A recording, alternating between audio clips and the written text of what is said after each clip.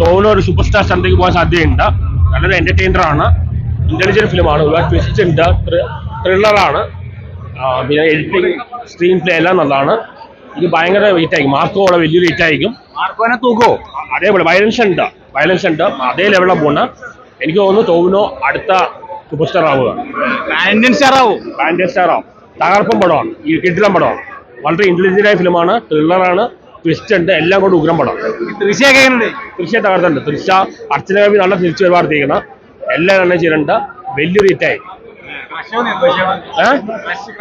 പ്രശ്നം തോന്നിയില്ല. ഉഗ്ര എന്റർടൈനറാണ്. ടോവിനോ ഒരു സൂപ്പർ സ്റ്റാർ ലെവലിൽ പോകാൻ സാധ്യതയുണ്ട്. മാർക്കോ ഉള്ള പടമാണ്, വയലൻസ് ഉണ്ട്, ഒരുപാട് ട്വിസ്റ്റ് ഉണ്ട്, ത്രില്ലറാണ്. ഇഷ്ടപ്പെട്ടോ? അടിപൊളി. അവറേജ് എന്തോ അങ്ങനെ ഒരു ഇത് കിട്ടുന്നില്ല. ഏത് കിട്ടുന്നില്ല? ഒരു ഫസ്റ്റ് സെക്കൻഡ് കേൾക്കുമ്പോഴേ വില്ലൻ അതിൽ സെറ്റപ്പ് ആണ്. പിന്നെ അജു വർഗീസ് അടിപൊളിയാണ്, ടോവിനോ അഭിനയം സെറ്റപ്പ് ആക്കിയിട്ടുണ്ട്. പക്ഷെ എങ്ങനെയുണ്ടാ പടം? നല്ല പടമായിരുന്നു. ചേച്ചി എങ്ങനെയുണ്ടായി? സിനിമ എങ്ങനെയുണ്ടായി? അടിപൊളിയാണ്. ചേട്ടാ പടം എങ്ങനെയുണ്ടായി? പടം എങ്ങനെയുണ്ടായി? ഗംഭീരമായി, അതിലേറെ മോഹിതയായി. അർച്ചനക്കവി ഗംഭീരമായിട്ട് അർച്ചനക്കവി ആറാടി എന്ന് തന്നെ പറയാം. കാരണം ഒരുപാട് നാൾക്ക് ശേഷമാണ് നീലത്താമര ബെസ്റ്റ് ഓഫ് ലക്ക് ശേഷം ഫീൽഡിലോട്ടായിരുന്നു. പക്ഷെ സിനിമയിലേക്ക് തിരിച്ചു കുറച്ചു നേരം സിനിമയിൽ ഉണ്ടായിരുന്നില്ല. കാരണം സീരിയലിൽ അർച്ചനക്കവിക്ക് ഇപ്പൊ ഞാനൊരു സീരിയലിൽ അഭിനയിച്ച അറിയോ, റാണി രാജേന്ദ്രൻ സീരിയലിൽ. അപ്പൊ അതിനുശേഷം പുള്ളിനെ കാണാനും പറ്റി. അപ്പൊ നല്ലൊരു സിനിമ കൂടിയാണ് അർച്ചനക്കവി. ഒരു ഫൈറ്റ് ഒക്കെ ഗംഭീരമാണ്. ടൊവിനോ തോമസും തൃശ്ശയൊക്കെ ഗംഭീരമായിട്ട് ചെയ്തിട്ടുണ്ട്. പിന്നെ കാർ ചേസിംഗ് രംഗങ്ങളൊക്കെ ഗംഭീരമാണ്. കാരണം കാസനോവ, ലോഹം എന്ന സിനിമയ്ക്ക് ശേഷം ഗംഭീരമായിട്ടുള്ള ഒരു കാർ ചേസിംഗ് രംഗങ്ങൾ, കാർ ചേസിംഗ് രംഗങ്ങളിൽ അത് കുറെ നാൾക്ക് ശേഷം ഒരു സിനിമയിൽ കാർ ചേസിംഗ് രംഗങ്ങൾ നല്ല വർക്കൗട്ട് ആയി പോയിട്ടുണ്ട്. ഈ മാർക്കോനെ നമുക്ക് തൂക്കോ? മാർക്കോനെ കടത്തി വിട്ടു, രക്ഷയില്ല. വയലൻസും ഉണ്ട് പടത്തിന്. മാർക്കോനൊക്കെ അടിപൊളിയാണ് പടം.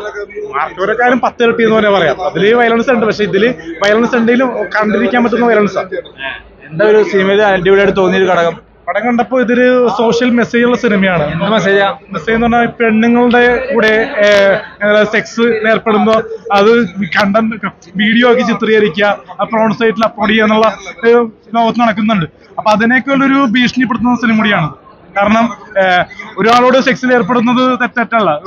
ആണയും പെണ്ണിനും ഇഷ്ടപ്പെട്ടു കഴിഞ്ഞാൽ എന്താ പറയാ, രണ്ടുപേർക്കും താല്പര്യമുണ്ട് ഈ സെക്സിൽ ഏർപ്പെടാം. പക്ഷെ അത് മറ്റേ ബ്രൂട്ടലി റേപ്പ് ചെയ്യുന്നത് തെറ്റാണ്. പക്ഷെ ഇത് ഷൂട്ട് ചെയ്ത് ഒരു പെണ്ണിനെ മാനഹാർത്ഥപ്പെടുത്തുന്നത് തെറ്റാണ്.